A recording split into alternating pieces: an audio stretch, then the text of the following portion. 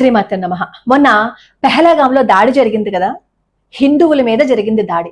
అందులో 5గురు ముష్కర్లు పాల్గొన్నారు. ఇద్దరేమో లోకల్ గా ఉండేవాళ్ళు, ముగ్గురేమో బయట నుంచి వచ్చారు. లోకల్ గా ఉండేవాళ్ళు అంటే లోకల్ గా ఉండే హిందువులు కాదు, లోకల్ గా ఉంటూ మనని వెన్నుపోటు పడి చేసిన పరాయి మతస్థులు అనమాట.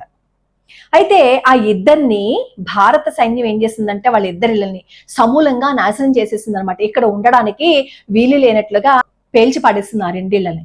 మొన్న నరేంద్ర మోడీ గారు బీహార్ లో మాట్లాడుతూ, ఆయన ఎప్పుడు హిందీలోనే మాట్లాడుతూ ఉంటారు, కానీ మాట్లాడుతూ ఒకేసారి ఆయన ఇంగ్లీష్ లో మాట్లాడారు. అది ఏమనంటే, వెతికి వెతికి వేటాడి చంపేస్తాం ప్రపంచంలో ఎక్కడ దాక్కున్నా సరే అని. అంటే ఎంత భావోద్వేగంతో ఆ మాట మాట్లాడుంటారు. ఆయన ఆ ప్రసంగంలోనే మిట్టిమే మిలాదూంగి అన్నారు. అలా అంటున్నప్పుడు ఆయన కళ్ళల్లో సన్నటి నీటి తెర. తన పిల్లలకి కష్టం వచ్చింది, తన పిల్లల్ని కాపాడుకోలేకపోయాను అనే బాధ ఆయనలో ఉంది. కాబట్టే అలా మాట్లాడారు ఆయన. ఆయన ఏం చెప్తే అదే చేస్తారు, చేసేదే చెప్తారు. ఇప్పుడు ఇది ఎందుకు చెప్తున్నాను అంటే, మనలోనూ ధైర్యం రావాలని. ఎవడో వచ్చి మన దేశం మీద దాడులు చేసేస్తున్నాడు అని మాత్రమే మనం చెప్పుకుంటున్నాం, కానీ అటువైపు భారత సైన్యం ఎంత చక్కగా చర్యలు తీసుకుంటోంది. అలాగే నరేంద్ర మోడీ గారు ఏ విధంగా మన మీద ఆయన ఎంత శ్రద్ధగా ఉన్నారనే విషయం తెలియాలి కదా. ఈ రోజు పాక్ బోర్డర్లో మన భారతీయ జెండాని మన సైనికులు ఎగరవేశారు కూడా. మనందరం కాస్త ధైర్యంగా ఉండి కలిసికట్టుగా ఉన్నాము అని అనుకోండి, ఎటువంటి ఇబ్బంది ఉండదు. అయితే ఎప్పుడైతే ఈ పెహలగాంలో దాడి జరిగిందో నరేంద్ర మోడీ గారు 4 నిర్ణయాలు తీసుకున్నారు. అందులో సింధు జలాలని వదలకపోవటం, తాత్కాలికంగా ఆపేస్తున్నామని. పాకిస్తాన్కి తెలుసు, ఎందుకంటే 1948లో నీటిని ఆపేస్తే ఎన్ని బాధలు పడింది. ఆ తర్వాత ఐక్యరాజ్య సమితినేమో బతిమాలుకుంటే ఆ తర్వాత నీళ్లు వదిలారు. అవన్నీ తెలుసు పాకిస్తాన్కి. నీళ్లు ఆపేస్తే ఎటువంటి ఇబ్బందిని పడాలి అనేది. ఈ నీటిని ఆపేస్తాము అనగానే ఈ మసూర్ అజాద్, అతను తీవ్రవాది. ఈ ఐక్యరాజ్య సమితి కూడా ఇతన్ని తీవ్రవాదిగా చెప్పింది.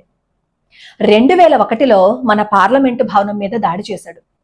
2008లోనేమో ముంబై దాడులు, 2016లోనేమో పఠాన్ కోట మీద దాడి, 2019లోనేమో పుల్వామా దాడి.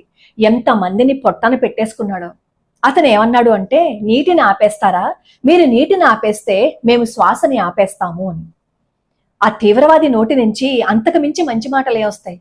అతను జైషే తీవ్రవాద సంస్థకి అధ్యక్షుడు అనమాట, మసూద్ అజార్.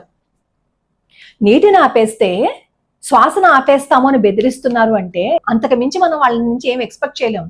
వాళ్ళకి వచ్చింది ఒకటే విద్య, ప్రాణాలు తీసేయడం. అదొకటే తెలుసు వాళ్ళకి. ఇలాంటి వాళ్ళందరినీ కాచుకుంటోంది పాకిస్తాన్. ఇప్పటికే బురదలో మునిగిపోయామని తెలుసు, తెలిసి కూడా ఇలాంటి వాళ్ళందరికీ ఆశ్రయం ఇస్తోంది. ఇప్పుడు నీటిని ఆపేస్తే శ్వాసను ఆపేస్తాము అంటున్నారు అంటే బెదిరిస్తున్నారు కదా. ఈ మసూదే నరేంద్ర మోడీ గారి మీద కూడా వివాదాస్పద వ్యాఖ్యలు చేశారు కొంతకాలం క్రితం. అంటే ఏదైనా వస్తే ప్రాణం తీయటం తప్ప ఇంకేం చేత కాదు వాళ్ళకి, అందుకే ప్రాణం తీస్తాము అంటారు. ఈ పెహల్గాంలో దాడికి సంబంధించి పాకిస్తాన్ ఏమంటుందంటే, మా వాళ్ళు ఎవరు కాదు, మేమేం చేయలేదు, మీ స్వతంత్ర సమరయోధులు మాత్రమే ఏదో చేసుంటారు అని చెప్పి మాట్లాడింది. సిగ్గు ఎగ్గు లేని నోరు ఎప్పుడు అలాగే మాట్లాడుతుంది. ఏది ఇప్పుడు నీళ్ళు ఇవ్వకపోతే శ్వాస ఆపేస్తాము అని చెప్పి అన్నారు కదా ఈ మసూదు. ఎక్కడున్నారు ఈ రాహుల్ ఖాన్ గారు? ఎక్కడున్నారు ఈ పరాయి మతస్థులకి వెన్నుదన్నుగా నిలబడేవారు? ఎక్కడున్నారు పాకిస్తాన్ని మెచ్చుకునేవాళ్ళు? ఎక్కడున్నారు భారతదేశంలోనే ఉంటూ మనకి వెన్నుపోటు పొడిచేవారు? ఇలాంటి పరిస్థితుల్లో మనకి వెన్నుదన్నుగా నిలబడి మన దేశాన్ని ఎలా రక్షించాలని నరేంద్ర మోడీ గారు ప్రయత్నిస్తుంటే ఆయన గురించి మాట్లాడుతున్నారే. నేను నరేంద్ర మోడీ గారు అనగానే మీకు నేను బీజేపీ గురించి మాట్లాడుతున్నాను అని అనుకుంటున్నారు. దాన్ని బీజేపీ అని కాకుండా హిందూ ధర్మాన్ని రక్షించే ఒక సంస్థగా ఆలోచించండి. అప్పుడు హిందువులుగా ఇక్కడ బ్రతుకుతారు. కాబట్టి నీటిని ఆపేస్తే శ్వాసను ఆపేస్తాము అన్న వాడికి మనం ఏ విధంగా సమాధానం చెప్పాలి? భారతదేశంలో ఉన్న హిందువులందరం కలిసి కట్టుగా ఉంటే ఎవరికైనా సమాధానం చెప్పేయచ్చు.